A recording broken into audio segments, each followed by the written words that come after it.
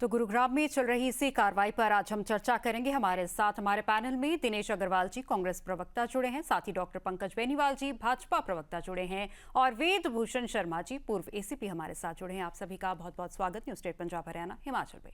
सबसे पहले बीजेपी प्रवक्ता के पास चलते हैं। पंकज बेनीवाल जी, एक क्रेडिबल डेटा सोर्स की अगर बात करें, क्योंकि सीएम ने कहा कि ये जो लोग थे ये बांग्लादेशी थे, क्या क्रेडिबल डेटा सोर्स है कि ये लोग बांग्लादेशी थे, बंगाली नहीं थे? क्योंकि ये बंगाली भाषा बोलते हैं, इन पर इस तरीके की कार्रवाई हो रही है। ये टीएमसी सांसद महुआ मोइत्रा ने भी कहा और बंगाल की मुख्यमंत्री ममता बनर्जी ने भी कहा। तो क्रेडिबल डेटा सोर्स से अगर ये पता चल जाए कि हाँ ये बांग्लादेशी ही हैं, इसलिए इन पर कार्रवाई की जा रही है, तो सोर्स के बारे में जरूर जानना चाहेंगे। नमस्कार सिमरन जी। जी नमस्कार। और सभी साथियों को नमस्कार, और न्यूज स्टेट देख ले सभी दर्शकों को मेरा नमस्कार। देखिए, एमएचए की गाइडलाइंस के तहत पूरी हरियाणा की पुलिस ने और हरियाणा की सरकार ने मुख्यमंत्री श्री नायब सिंह सैनी जी के नेतृत्व में एक बहुत अच्छा कदम उठाया।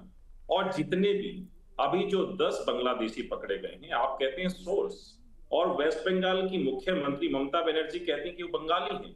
हम तो कह रहे हैं जी 300 से 400 लोगों के साथ पूछताछ की गई, उनको केंद्रों में रखा गया, उनके सारे डॉक्यूमेंटेशन है वो सब की चेक की गई। अगर 400 का आंकड़ा माने तो 390 लोग भारतीय हैं, भारतीय होने की, नागरिक होने की उनके पास आइडेंटिटी प्रूफ है। और बंगाल सरकार के पास, यूपी सरकार के पास, राजस्थान सरकार के पास, इन सरकारों से जब पूछताछ की गई कि भाई ये आदमी आपके यहाँ इस गांव में रहता है क्या, इसका आधार कार्ड है, वोटर आई कार्ड है, वहां से पहचान मिलते ही सबको उनके घर लौटा दिया गया। आज उन सेंटर्स के अंदर एक भी आदमी प्रेजेंट नहीं है, सारे के सारे अपने घर वापस लौट चुके हैं। अब बात यह है कि ममता बनर्जी जी जो बंगाली भाषा का प्रयोग करके भारत देश के अंदर अराजकता का माहौल फैलाना चाहती हैं, हरियाणा और बंगालियों के बीच में एक दरार पैदा कर देना चाहती हैं, उनको समझ, मैं उनसे पूछना चाहता हूं आपके चैनल के माध्यम से, जिन 10 लोगों का नाम भारतीय जनता पार्टी के कार्यकाल के अंदर हरियाणा की पुलिस ने पकड़ा है कि ये 10 बांग्लादेशी हैं, इनके पास ना तो भारतीय नागरिक होने का कोई प्रूफ है और बंगाली भाषा बोलते हैं, क्योंकि हो सकता है उन्होंने बंगाली सीखी हो या कुछ और सीखा हो, लेकिन ऐसे लोग हैं जिनके पास भारतीय नागरिक होने का कोई भी प्रमाण नहीं है। और बंगाल सरकार भी वो तथ्य देने में नाकामयाब रही है कि ये लोग बंगाली हैं। उसके बावजूद ऐसी ओछी राजनीति करना, ये बंगाल की सरकार के मुख्यमंत्री ममता बनर्जी जी को बिल्कुल शोभा नहीं देता। तुष्टीकरण की राजनीति करना, वोट बैंक की राजनीति करना, इनसे परे हटके पहले देश की सुरक्षा पर काम करना चाहिए। भारत की एकता, संप्रभुता, संविधान के विरुद्ध अगर कोई भी समझौता होगा तो ना हरियाणा को स्वीकार्य है, ना देश को स्वीकार्य है। भारतीय जनता पार्टी ऐसे ही घुसपैठियों को यूं ही पकड़ती रहेगी, हरियाणा की सरकार पकड़ती रहेगी, दिल्ली की सरकार पकड़ती रहेगी, पूरे देश की सरकारें पकड़ेगी। और ये एक दिन का कार्यक्रम नहीं है, ये पूरे साल चलता रहता है। अब की बार अगर एक विशेष तौर पर स्पेशल तरीके से कार्यक्रम चलाया गया और 10 लोगों को पकड़ा गया, तो मेरे को ऐसा लगता है कि ये बहुत बड़ी उपलब्धि हमारी हरियाणा की पुलिस की है, भारतीय जनता पार्टी की सरकार की है, माननीय मुख्यमंत्री जी की, नायब सिंह सैनी जी की है, और जो एमएचए की गाइडलाइंस दी है होम मिनिस्ट्री से, उन सब की है कि जो घुसपैठिए आज देश की, हमारे देश की सरजमी पर हैं, हरियाणा की सरजमी पर, उनको पकड़कर वापिस से डिपोर्ट किया जा रहा है। तो इसमें हरियाणा की सरकार की, भारतीय जनता पार्टी के कामों की और मोदी जी के नेतृत्व की, इन सब की तारीफ बनती है, न कि ममता बनर्जी जी पंकज जी, लेकिन बड़ा सवाल ये भी है कि अगर ये अवैध बांग्लादेशी है तो बांग्लादेश से बंगाल, फिर बिहार, फिर उत्तर प्रदेश, इतना लंबा सफर तय करके ये हरियाणा तक पहुंचे कैसे? ये भी इंटरनल सिक्योरिटी का क्वेश्चन है। कांग्रेस प्रवक्ता के पास चलते हैं, उनकी राय ले लेते हैं। दिनेश अग्रवाल जी, पंकज बेनीवाल जी का कहना है कि अगर अवैध बांग्लादेशियों पर कार्रवाई हो रही है तो इसमें गलत क्या है? विपक्ष के तौर पर आप कैसे देखते हैं? जी नमस्कार आपको, आपके सभी दर्शकों को और पैनल पर बैठे सभी साथियों को मेरा नमस्कार जी। मैं समझता हूं इस समस्या की मूल जड़ तक जब तक आप नहीं पहुंचेंगे, इसको आप समझ नहीं पाएंगे। देखिए, आज जो हमारे देश में आज की वर्तमान सरकार जिस मुद्दे को पब्लिक डोमेन के अंदर इतने भारी तरीके से उछाल रही है, मैं इस बात का पक्षधर हूं कि कोई भी विदेशी नागरिक अगर मेरे देश की राष्ट्रीयता पर, देश की सुरक्षा पर खतरा है तो उसको बर्दाश्त नहीं किया जाएगा। परंतु मेरा कहना इस बात को लेकर है कि इसकी जो मूल जड़ है, हमें पहले उसमें जाना है। देखिए, कई सदियों पहली बात है, सदियों 200-300 साल पहले हमारे बंगाल का एक जिला था कूच बिहार। वहां का एक महाराज और जो आज का बांग्लादेश है वहां के एक रंगपुर था, वहां पर रंगपुर के एक फौजदार थे। उन दोनों नवाबों के बीच में एक बार शतरंज खेलने का मन बना और दोनों ने शतरंज जब खेली तो उस समय कैश के तौर पर उन्होंने अपने गांव को प्रयोग किया। जब वो शतरंज खेल रहे थे तो उन दोनों नवाबों ने अपने अपने गांव दांव पर लगा दिए और कूच बिहार का जो महाराज था उसने 111 गांव जीत लिए और रंगपुर वाले ने 51 गांव जीत लिए। दोनों ने एक दूसरे के गांव जीत लिए। समस्या क्या पैदा हो गई कि कूच बिहार के महाराज ने जो गांव जीते हैं वो उस दूसरे नवाब के राज्य में से जीते गए गांवों पर कब्जा कैसे ले, और रंगपुर वाला जिसने कूच बिहार के महाराज के गांव जीते वो उन पर कब्जा कैसे ले। दिनेश जी जरा शॉर्ट में अपनी स्टोरी संक्षिप्त में खत्म कीजिए। जी मैं बहुत शॉर्ट कर रहा हूं जी। मैं आपको कह रहा हूं कि आप जड़ समझिए। वहां से ये विवाद शुरू होता है। जब 1947 में भारत पाकिस्तान अलग हो गए तब बांग्लादेश पाकिस्तान का हिस्सा होता था। यह विवाद उस समय भी रहा। जब 1971 के अंदर बांग्लादेश को अलग देश की तौर पर मान्यता मिल गई, यह विवाद वहां भी रहा।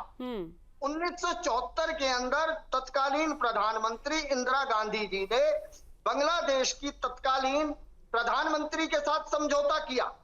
हुआ क्या था मैं आपको बता दूं, जिन गांवों के ऊपर हमारा कब्जा था परंतु कानूनी अधिकार बांग्लादेश का था और जिन गांवों पे बांग्लादेश ने कब्जा कर रखा था उन पे कानूनी अधिकार हमारा था। तो एक प्रस्ताव पास हुआ जिसके तहत 111 गांव हमको देने थे और 51 गांव हमें लेने थे। ये प्रस्ताव 1974 से 2011 तक लगातार चलता रहा। मैं आपको जड़ बता रहा हूं। उस समय असम गण परिषद, भारतीय जनता पार्टी और टीएमसी ये तीनों मिलकर कांग्रेस द्वारा लाए गए प्रस्ताव का विरोध करते रहे कि नहीं, इसमें तो हम 17,000 एकड़ जमीन देंगे, बदले में हमें 7,000 एकड़ मिलेगी, हमारी 10,000 एकड़ जमीन चली जाएगी।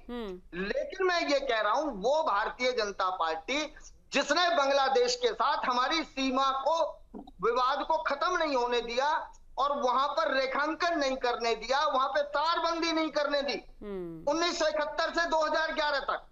फिर क्या हुआ, दिसंबर 2014 में आपकी पार्टी के प्रधानमंत्री ने यूपीए सरकार द्वारा लाए गए उसी प्रस्ताव को, उसी समझौते को मंजूर कर लिया और उसके बाद आपने 17,000 एकड़ जमीन दे दी, बदले में 7,000 एकड़ ले ली। जब कांग्रेस उस काम को कर रही थी तब आपने नहीं होने दिया।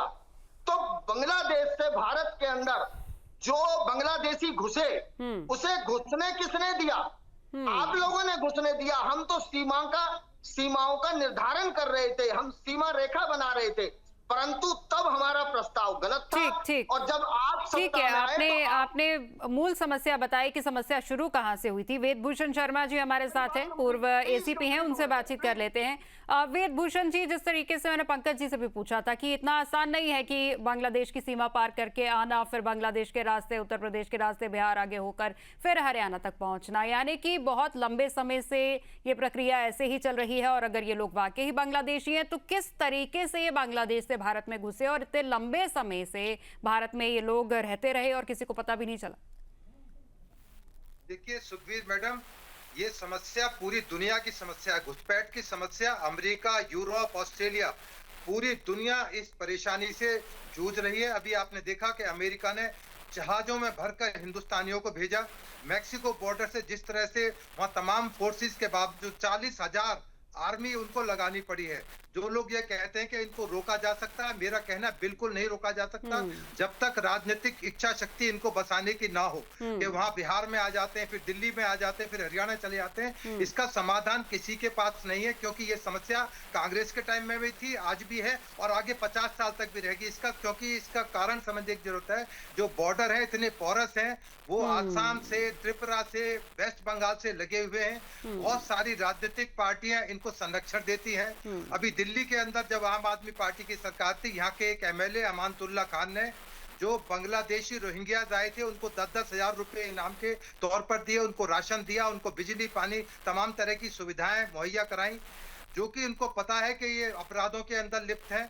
हमारे डेमोग्राफिक जो चेंज हो रहा है उसके लिए ये लोग जिम्मेदार होंगे, और ये हो रहा है ना केवल आसाम के अंदर, त्रिपुरा के अंदर। आप यदि त्रिपुरा जाएं, यहाँ टेलीविजन पर बैठकर बातचीत करना के कैसे आ जाते हैं, कैसे चले जाते हैं, जो ये बोल रहे हैं, यदि वो एक बार त्रिपुरा जाकर देख ले वहाँ बॉर्डर किस तरह है। यदि आपको टमाटर लेने जाना है तो आप टमाटर वहां से लेकर अंदर आ जाइए, और शादियां आपस में हो रही हैं। तो ये कहना टेलीविजन पर बैठकर बहुत आसान है कि ये लोग कैसे आ जाते हैं, कैसे चले आते हैं। बॉर्डर इतना बड़ा है कि पूरे हिंदुस्तान की आर्मी नहीं, कई कंट्रीज की भी आर्मी लगा दी जाए तो रोका नहीं जा सकता। अब जो वहां से आ रहे हैं उनकी वेरिफिकेशन करना, उनको गोली तो मारी नहीं जा सकती, एक प्रक्रिया है, उसके लिए कानून बना हुआ है कि कैसे डिपोर्ट किया जाएगा, कैसे आइडेंटिफिकेशन की जाएगी। उसके लिए क्या उनके आधार कार्ड सही है, क्या उनका पिछला बैकग्राउंड है, क्या उनके परिवार के लोग पहले भी यहाँ रहते थे, तो तमाम छानबीन के बाद में इनको डिपोर्ट किया जाता है। ये कह देना बहुत आसान है कि एकदम से आनंद फानन में इनको भेज दिया जाए कि जो बंगला बोल रहे हैं, बंगला बोलने वाले हिंदुस्तानी भी हैं, बहुत सारे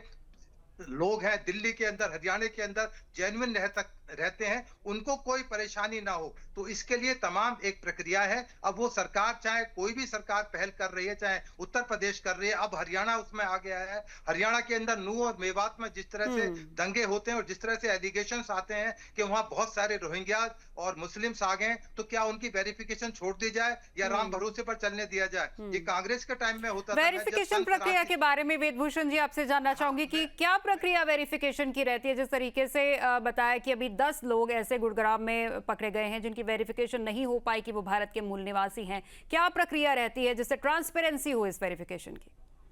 देखिए, मैं सन 83 में से बात कर सकता हूँ। 83 में दिल्ली पुलिस में आया था। दिल्ली पुलिस के अंदर बांग्लादेशी सेल बनाए गए थे, क्योंकि दिल्ली बहुत त्रस्त था, अपराध से त्रस्त था। जब उनके ऊपर दबाव पड़ा तो हरियाणा की तरफ शिफ्ट हो गए, उत्तराखंड शिफ्ट हो गए, दूसरे स्टेट के अंदर चले गए। प्रक्रिया उसके अंदर बड़ी ट्रांसपेरेंट है। आपके पास आधार कार्ड है, आपको पुराना अपना इतिहास बताना होगा, आप किस गांव से थे, आपके कोई कनेक्शंस थे, यही एक प्रक्रिया होती है। लोकल वेरिफिकेशन होती है, इंटेलिजेंस होती है, तमाम तरह की चीज। आज AI का टाइम है, डिजिटल टाइम में तमाम जांच होना संभव है। तो ये तमाम प्रक्रियाओं के बाद ये फिक्स किया जाता है कि ये आदमी इलीगल तरीके से इंडिया में आया है। तो इसमें किसी को ऐतराज या दर्द होना नहीं चाहिए। कांग्रेस के समय भी ये परेशानी थी, आज बीजेपी के टाइम में भी है, और किसी की भी सरकार, जब सारी सरकार मिलकर आए, इसकी समस्या का जो समाधान है इतना आसान नहीं है जितना हम आप सोच रहे हैं कि इनको रातों रात हरियाणा से या बिल्कुल ठीक है। दिनेश अग्रवाल जी कुछ कहना चाह रहे हैं, कांग्रेस प्रवक्ता हमारे साथ है। दिनेश जी बोलिए।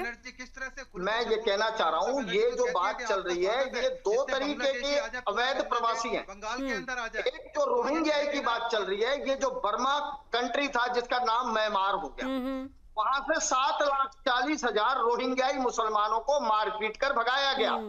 और वो ना केवल भारत में बल्कि वो थाईलैंड में, बांग्लादेश में, मलेशिया में, दक्षिण पूर्व एशिया के कुछ भागों में वो शिफ्ट हुए। वो क्योंकि वहां का जो बहुसंख्यक समाज है वो बौद्ध समाज है। उन्होंने रोहिंग्याई मुसलमानों को मारा पीटा, उनके साथ बलात्कार किए, बड़ी बड़ी घटनाएं हुई, सामूहिक हत्याएं हुई उनकी, तब वो वहां से विस्थापित हुए। आज मेरा कहने का अर्थ यह है कि ये घटना 2017 के बाद की घटनाएं हैं। देश में सरकार किसकी है?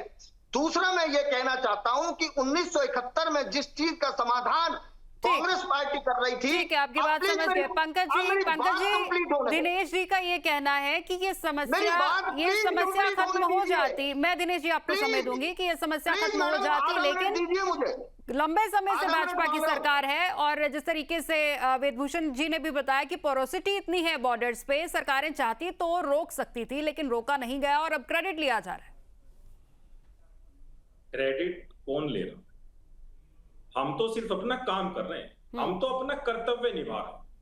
लेकिन आज डिबेट इसलिए हो रही है क्योंकि ममता बनर्जी ने कुछ ऐसा कह दिया जिसके लिए हमें बोलना पड़ रहा है। नहीं तो हम अपना काम चुपचाप कर रहे थे। हमने तो, हमारी हरियाणा की पुलिस ने लगातार गुड़गांव के अंदर छापेमारी की, लोगों के आइडेंटिटी कार्ड चेक किए, उनकी वेरिफिकेशन कराई।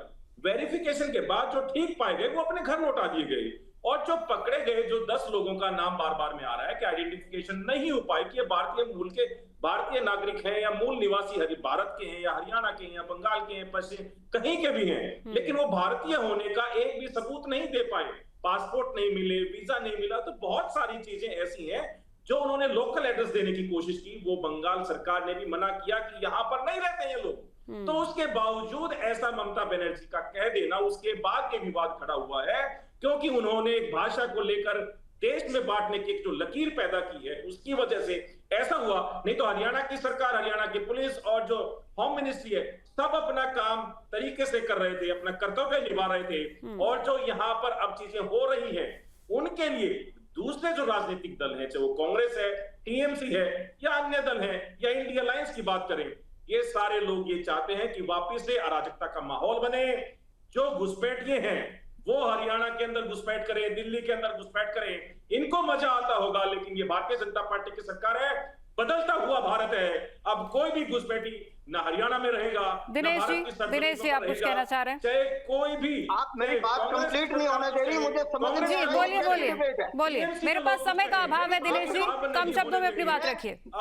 मैं ये कह रहा हूँ कि जो रोहिंग्याई मुसलमानों वाला मामला ये 2017 के बाद शुरू हुआ, केंद्र में आपकी सरकार, रक्षा मंत्री आपके, गृह मंत्री आपके, देश में अगर वो घुसे तो वो किसकी कमी से घुसे?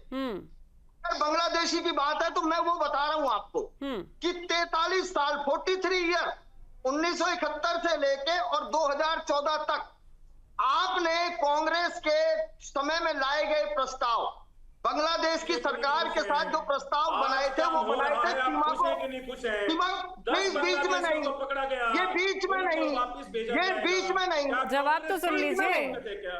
क्या कांग्रेस बीच में नहीं दिनेश जी आप आरोप लगा रहे हैं, पंकज जी को जवाब तो देने दीजिए। नहीं लगा रहा जी, मैं सच्ची बात, इतिहास की घटना बता रहा हूँ।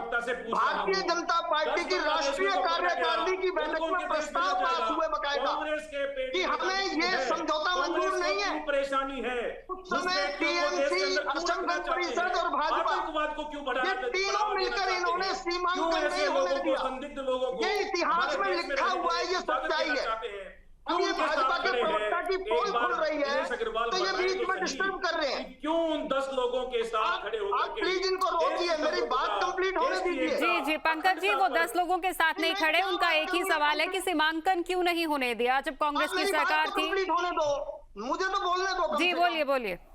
मैं ये कह रहा हूँ कि जब इंदिरा गांधी जी ने एक प्रस्ताव रखा था 1974 में और 2011 में यूपीए सरकार ने रखा, 43 साल हमने कोशिश करी कि हम सीमा का निर्धारण कर दें जिससे बांग्लादेशी घुसपैठिए अंदर ना घुसे। जी बिल्कुल। भारतीय जनता पार्टी, असम गण परिषद और ये टीएमसी तीनों थे।